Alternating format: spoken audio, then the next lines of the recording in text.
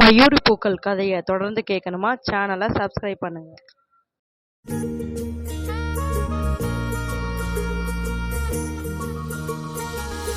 ராஜசேகர் கொடுத்த டாக்குமெண்டை வாங்கி படித்து பார்த்த கல்கியின் முகம் மாறியது.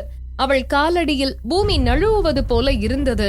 கோபத்தில் கொந்தளித்த அவள் தன் அப்பாவை பார்த்து, ச்சீ, நீ எல்லாம் ஒரு அப்பாவா? இதுல என்ன கையெழுத்து போட சொல்லி எப்படி கேக்குறீங்க? கௌதம் அப்பா இந்த கண்டிஷன்ஸ் எல்லாம் வச்சா அவருக்கு தான் அறிவு இல்ல. நீங்க எப்படி அதுக்கு ஒத்துக்கிட்டீங்க? நான் பிரெக்னண்டா இருக்கேன்னு தெரிஞ்சும் என்னை எதுக்கு அவங்க வீட்டு மருமகளாக்கிக்க நினைச்சாங்கன்னு எனக்கு இப்பதான் புரியுது. அவங்க பண்றது கூட மன்னிக்கலாம், ஆனா என் அப்பாவா இருந்துட்டு நீங்க இதெல்லாம் பண்றதுதான் என்னால தாங்க முடியல.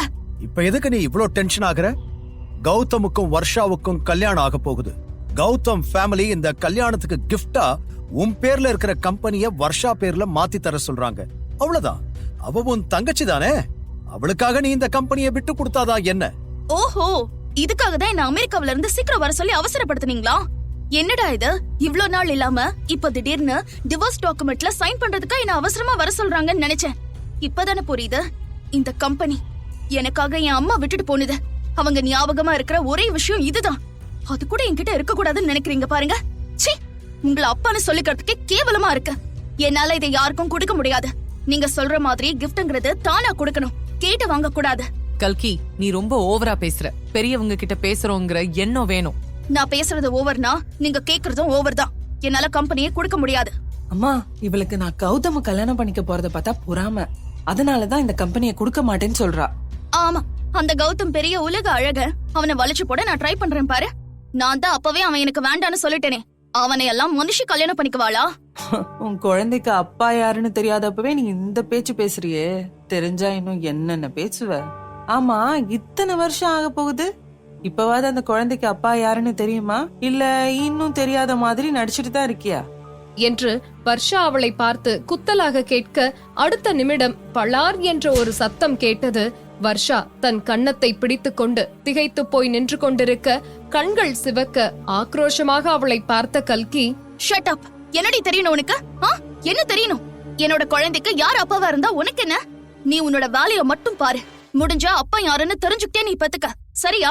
என்று கூறியவள் அங்கிருந்து விறுவிறுவென்று கிளம்பிவிட்டாள். அவள் ஹோட்டலுக்கு வரும்போது அந்த இடமே மிகவும் பரபரப்பாக இருந்தது. அனைவரும் இங்கேயும் அங்கேயும் ஓடிக்கொண்டிருந்தார்கள். ஆனால் அது எதுவும் அவள் மூளையில் பதியவில்லை. அப்பொழுது அங்கு நின்று கொண்டிருந்த விஜயை பார்த்தவுடன் அவள் அப்படியே ஸ்தம்பித்து சிலை போல நின்று விட்டாள். அவளுடைய அசிஸ்டன்ட் அனுப்பியிருந்த அதே விஜய் ஈஸ்வரன் தான் இப்பொழுது அங்கே நின்று கொண்டிருந்தான். போட்டோவில் இருந்ததை விட நேரில் இன்னும் ஸ்மார்ட்டாக இருந்தான். அதிலும் அவன் கண்ணுக்கு அருகில் இருந்த அந்த சிறிய மச்சம் ஒருவித ஈர்ப்பை ஏற்படுத்தியது.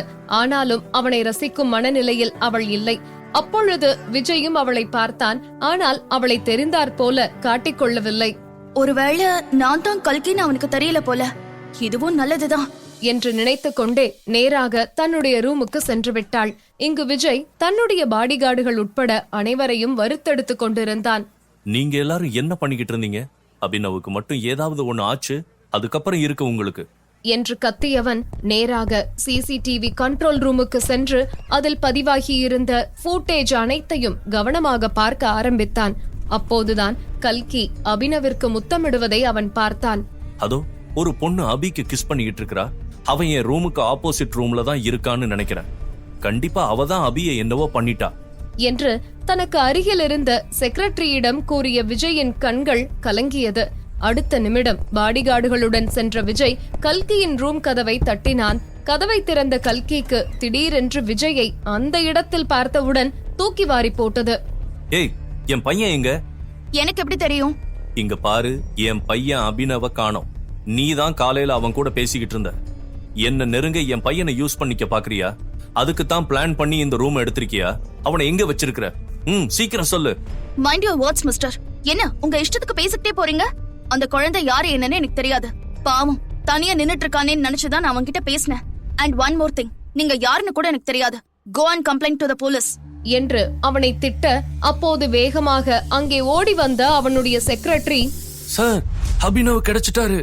அவ்வளவுதான். அடுத்த நிமிடம் விஜய் அந்த இடத்தில் இல்லை. வேகமாக தன்னுடைய மகனை பார்க்க ஓடினான். அந்த ஹோட்டலில் டாப் ஃப்ளோரில் இருந்தான் அபினவ். அந்த இடத்தை அவ்வளவு எளிதில் யாராலும் அணுக முடியாது.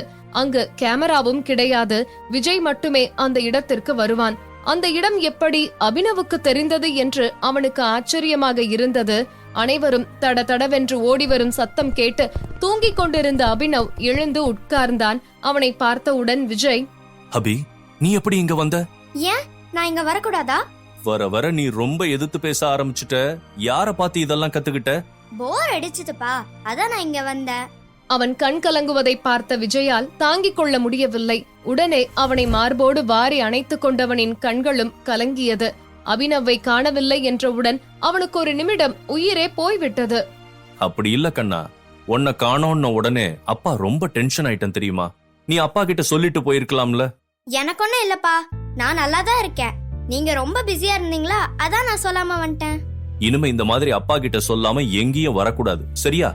என்று கூறியவன் அபினவை தூக்கிக் கொண்டு தன்னுடைய ரூமுக்கு வந்தான். இன்னும் கல்கி தன்னுடைய ரூம் வாசலில் தான் நின்று கொண்டிருந்தாள். அபினவை பார்த்தது முதல் அவன் மீது அவளுக்கு தனி பாசமே வந்துவிட்டது. திடீரென்று அவன் காணாமல் போய்விட்டான் என்று கேட்டவுடன் அவளும் பதைபதைத்து போனாள். இப்பொழுது விஜயின் கையில் இருந்த அபினவை பார்த்தவுடன் தான் அவளுக்கும் நிம்மதியாக இருந்தது. விஜயும் கல்கியை பார்த்தான். காரணமில்லாமல் அவளை வாய்க்கு வந்தபடி திட்டிவிட்டோமே என்ற குற்ற உணர்ச்சி அவனுக்கு கொஞ்சம் கூட இல்லை.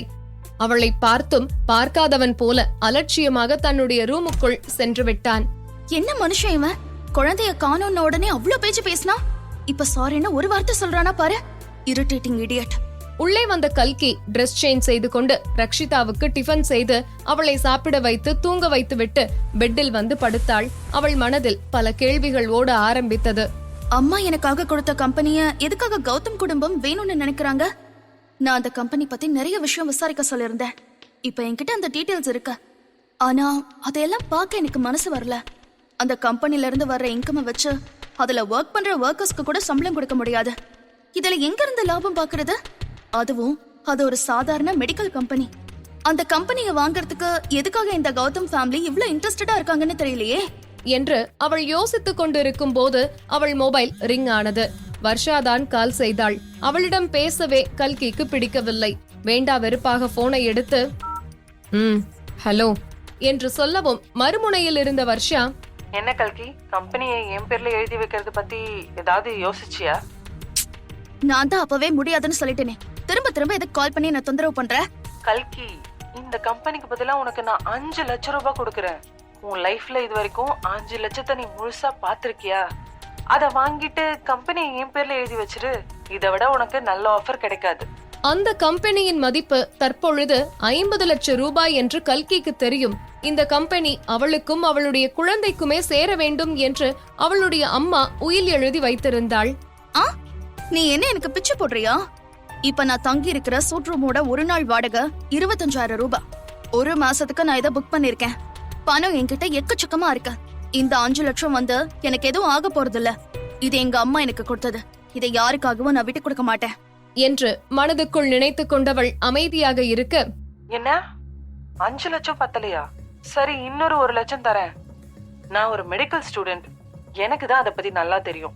அதோட அந்த கம்பெனி லாஸ்ல போயிட்டு இருக்கு. நான் world famous neuro surgeon doctor Mayuri கிட்ட ஸ்டூடெண்டா ஜாயின் பண்ண போறேன். அதுக்கு என்ன பண்ண சொல்ற? இங்க பாரு கல்கி, டாக்டர் மயூரிய பாஸ்டன் யூனிவர்சிட்டிக்கு ப்ரொஃபஸரா கூப்பிட்டுருக்காங்க. அவங்க கிட்ட நான் ஸ்டூடெண்டா சேர்ந்தா லாஸ்ல போயிட்டு இருக்க இந்த மருந்து கம்பெனிய கண்டிப்பா ப்ராஃபிட்டுக்கு கொண்டு வந்துருவேன். கடவுளே, இதெல்லாம் நான் ஏன் லூஸ் மாதிரி உன்கிட்ட சொல்லிட்டு இருக்கேன்? நீயே படிக்காத ஒரு தற்குறி, இதெல்லாம் சொன்னா உனக்கு எங்க புரிய போகுது? சத்தம் போட்டு பேசாத, எனக்கு தூக்கம் வருது என்று அலட்சியமாக கூறிய வர்ஷா போனை கட் செய்தாள். அதே நேரம் தன்னுடைய ரூமில் இருந்த விஜய்க்கு அவனுடைய செக்ரட்டரியிடமிருந்து கால் வந்தது. அவன் போனை அட்டன் செய்தவுடன், சார், அந்த டாக்டர் பொண்ணு மயூரியோட லொகேஷன் அண்ட் போட்டோ கண்டுபிடிச்சிட்டோம். நம்ம ஹோட்டல்ல தான் சார் அவங்க இப்ப ஸ்டே பண்ணி இருக்காங்க. சரி, உடனே போட்டோ எனக்கு சென்ட் பண்ணு என்று சொல்லிவிட்டு விஜய் தன் போனை கட் செய்து விட்டான். அடுத்த சில நொடிகளில் அவனுடைய வாட்ஸ்அப்பிற்கு ஒரு பெண்ணின் போட்டோ வந்தது. உடனே அவன் அதை டவுன்லோட் செய்து பார்த்தான். அதில் கல்கியின் பழைய போட்டோ இருந்தது. அதற்கு கீழே டாக்டர் மயூரி என்று இருந்தது. அந்த போட்டோவை பார்த்தவுடன் விஜய்க்கு எங்கேயோ பார்த்தது போல இருந்தது. நெற்றியை சுருக்கி மீண்டும் உற்று பார்த்தான். ஆனால் அவனால் எங்கே பார்த்தோம் என்று சரியாக கண்டுபிடிக்க முடியவில்லை. அது ஒரு சர்ஜரியின் போது எடுக்கப்பட்ட போட்டோ. வாயில் மாஸ்க் போட்டு மூடி இருக்க நெற்றியும் கண்களும் மட்டும்தான் தெரிந்தது. அதில் கல்கி தற்பொழுது இருப்பது போல ஒல்லியாக இல்லை, சற்று பூசினார் போன்ற தோற்றத்தில் இருந்தாள். விஜய் அந்த கண்களை இமைக்காமல் உற்று பார்த்து கொண்டிருந்தான். இந்த பொண்ணை பார்த்தா எதிர் ரூம்ல இருக்கிற பொண்ணை பாக்குற மாதிரியே இருக்கு. இல்ல, அப்படி இருக்க முடியாது என்று நினைத்தவன் அந்த எண்ணத்தை ஒதுக்கிவிட்டு மயூரியை எப்படி கண்டுபிடிப்பது என்று யோசிக்க ஆரம்பித்தான். அப்படியானால் கல்கிதான் world famous neuro surgeon doctor மயூரியா? விஜய் ஏன் டாக்டர் மயூரியை வலைவீசி தேடிக்கொண்டிருக்கிறான்? மேலும் தெரிந்து கொள்ள தொடர்ந்து கேளுங்கள் மெர்க்குரி பூக்கள், உங்கள் பாக்கெட் எஃப்எம்எல்.